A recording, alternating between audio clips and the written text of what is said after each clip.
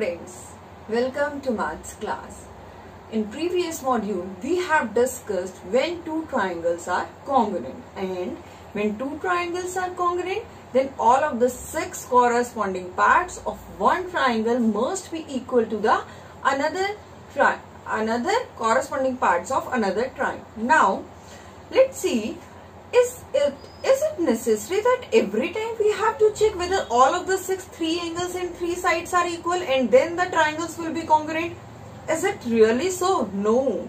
There are some theorems that is given, that is provided for your convenience, so that according to these theorems, according to these proved results, you can check 2 to 3 things, either 2 angles and 1 side or 2 sides and 1 angle, and if these 3 things are equal to each other corresponding, then you can say that 2 triangles are congruent. So let's discuss the first theorem. First theorem is theorem 7.1 is SAS congruence rule.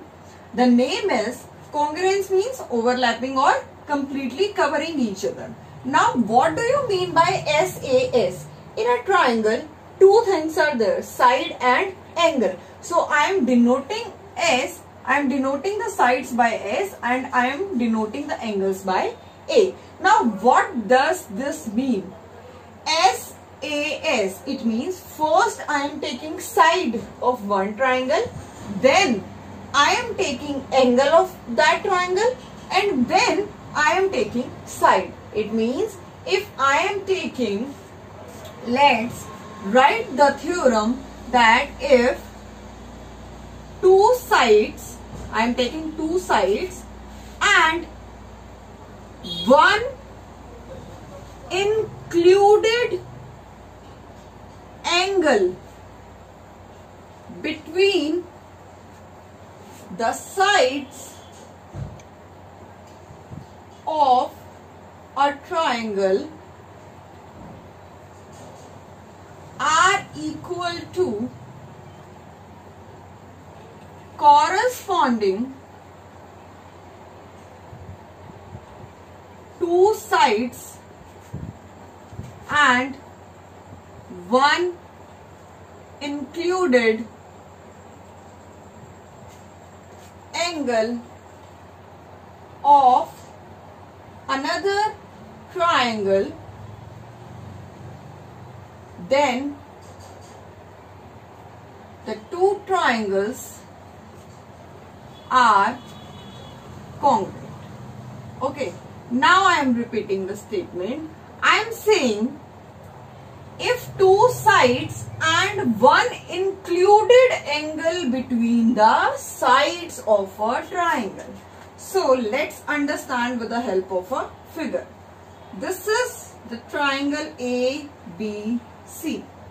Now according to this theorem, if 2 sides, I have to take 2 sides. I am taking this side and I am taking this side.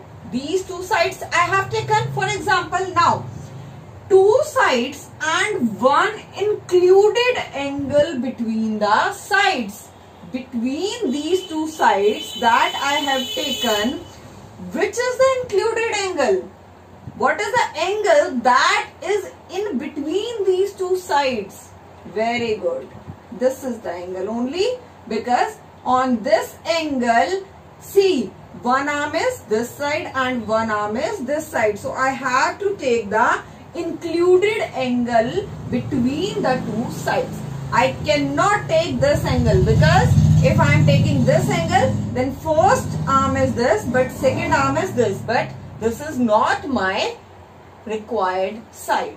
That's why I am taking this angle.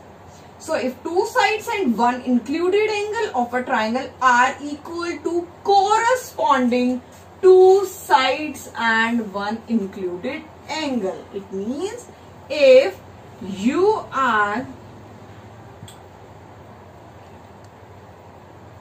see, first of all, 2 sides and one included angle must be equal to the 2 sides corresponding 2 sides. Let corresponding to AB, I have DE, and corresponding to AC, I have BF. and corresponding to angle A, I have angle D. So, if AB is equal to DE, AC is equal to DF, and angle A is equal to angle D, then I can say triangle ABC is congruent to triangle DEF. What I am doing? Corresponding to AB, I have DE. AB is equal to DE.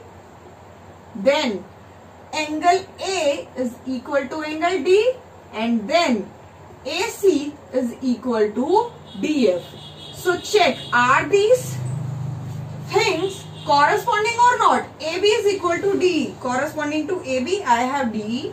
Angle A is equal to angle D. Angle A is equal to angle D. Very good. AC is equal to DF. AC is equal to DF. So it means my relation that I have found that these things are corresponding. These are the corresponding sides and this is the corresponding included angle. So I need not to check that whether all the 6 corresponding parts are equal or not. Just simply, if in a triangle, if 2 sides and 1 included angle of one triangle is equal to the corresponding 2 sides and 1 included angle are equal, then I can say that these 2 triangles are congruent. Okay, this is all about SAS congruence rule. So you have to check only 3 things, 2 sides and 1 angle. Okay.